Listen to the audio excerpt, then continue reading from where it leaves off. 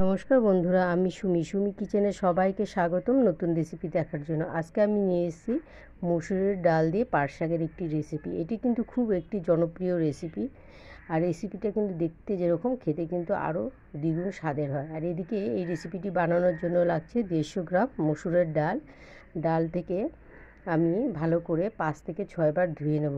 এবার প্রথমে জল দিয়ে কিছুক্ষণ ভিজিয়ে রাখবো, তারপরে জলটা পাল্টে 5 থেকে 6 বার ধুয়ে নেব। তো এইদিকে গ্যাসের উপরে এদিকে কড়াইয়ের মধ্যে কিছুটা জল আমি দিয়ে আগে থেকে বসিয়ে দিয়েছি, যে জলটা যেন ভালো করে টকবক করে ফুটে আসে। আর এদিকে আমি ডালটাকে সুন্দর করে ধুয়ে নিয়েছি। ডালটা ধোয়া হয়ে গেছে, এবার আমি ডালটা ওই গরম জলের মধ্যে দিয়ে দেবো। তো সম্পূর্ণ ডাল আমি এখানে দিয়ে দিলাম, দিয়ে ডালটা ফুটতে দেব। আর এদিকে ওপর দিয়ে দিয়ে দেবো আমি এখানে লবণ আর হলুদ। আমি দিয়ে দিলাম হলুদ আধা চামচ, আর দিয়ে দেবো লবণ 1 চামচ। দিয়ে একটু ফুটে এলে এদিকে এর মধ্যে দিয়ে দেবো রসুন কুচি, পেঁয়াজ কুচি ও 3 থেকে 4টে কাঁচা লঙ্কা চিড়ে। এবার আমি ফার্স্টে কাঁচা লঙ্কা দিয়ে দিলাম 3 থেকে 4টে, তারপরে দিয়ে দেবো আমি এখানে পেঁয়াজ, আর দিয়ে দেবো 7 থেকে 8 কোয়া রসুন একদম কুচি করে কেটে নিয়েছি। তো এই উপর দিয়ে যে পেঁয়াজ, রসুন ও কাঁচা লঙ্কাটা দিলাম, এতে ডালের টেস্টটা আরও বেশি ভালো আসে। আর এদিকে আমি পাটপাতাগুলো রেডি করে নিচ্ছি। এখানে আমি বড় বড় সাইজের পাটপাতা নিয়েছি। দুটো পাটপাতা এক জায়গা করে আমি এটা পাকিয়ে গিট মতন বেঁধে নেব। তো এই প্রত্যেকটা পাটপাতা এরকম করে দুটো একসঙ্গে জোড়া লাগিয়ে পেঁয়াজ দিয়ে এটাকে আমি পাট শাকের গিট বানিয়ে নেব। আর এই পাট শাকের গিটটা কিন্তু ডাল দিয়ে কিন্তু খেতে একটু অসাধারণ লাগে। তো বন্ধুরা, প্রত্যেকটা পাটপাতা আমি ঠিক সেম প্রসেসেই এরকম করে পাক দিয়ে নেব, আর এটাকে এরকমভাবে পাক দিয়ে গিট বানিয়ে নেব। আর ওদিকে ডালটা পুরো ঢেকে দিয়েছি। 10 মিনিট পরে আমি দেখছি ডালটা কতটা সিদ্ধ হয়েছে। তো 10 থেকে 15 মিনিট হয়ে গেল, ডালটা কিন্তু সিদ্ধ হয়ে গেছে। এবার এর মধ্যে আমি পরিমাণ মতন জল দিয়ে দেব।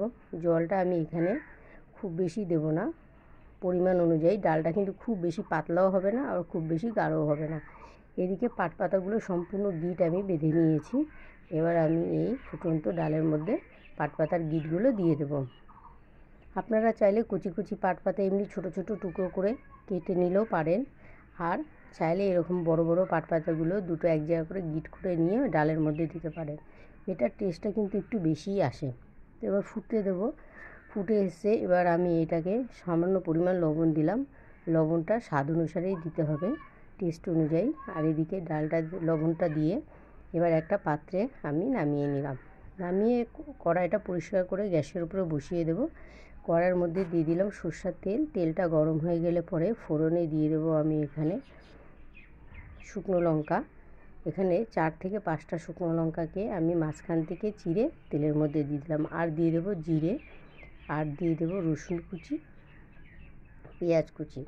যেরকম আমি সেম দিয়েছিলাম সিদ্ধ করার টাইমে, কিছুটা আর কিছুটা আমি ফোড়নে দিলাম। তো রসুন কুচি, পেঁয়াজ কুচি ও শুকনো লঙ্কা আর জিরে দিয়ে ফোড়নটা একটু লাল লাল করে ভেজে নেব। একদম যখন ব্রাউন কালার হয়ে যাবে, তখন আমি এই ফোড়নের মধ্যে ডালটা আমি ঢেলে দেবো। তো দেখো ফোড়নটা সম্পূর্ণ রেডি হয়ে গেছে। একটু নেড়েচেড়ে নিয়ে আমি যে ডালটা পাট শাকের গিট দিয়ে বয়েল করে রেখেছিলাম, সেটা সম্পূর্ণ এখানে দিয়ে দিলাম। দিয়ে মিনিট 5 লো মিডিয়ামে রেখে একটু ঢাকা দিয়ে ঢেকে রাখবো, যেন পাট শাকের পাতাগুলো আর একটু সফট হয়ে যায়। তো বন্ধুরা, আমার রেসিপিটা কেমন লাগলো তোমরা অবশ্যই কমেন্ট করে জানিও। আর আমার রেসিপিটা যদি ভালো লাগে অবশ্যই লাইক, কমেন্ট, শেয়ার করো, আর আমার চ্যানেলটাকে সাবস্ক্রাইব করে পাশে থাকো। আর যদি কোনো নতুন বন্ধু হয় তো অবশ্যই পুরো ভিডিওটি ফুল ওয়াচ করো এবং বেল আইকন প্রেস করে দিও, তাহলে নতুন নতুন রেসিপি দেখতে পাবে। আর অল নোটিফিকেশান অফ করে রেখো। আর আমার রেসিপিটা দেখার জন্য সুমি কিচেনের পক্ষ থেকে সবাইকে ধন্যবাদ।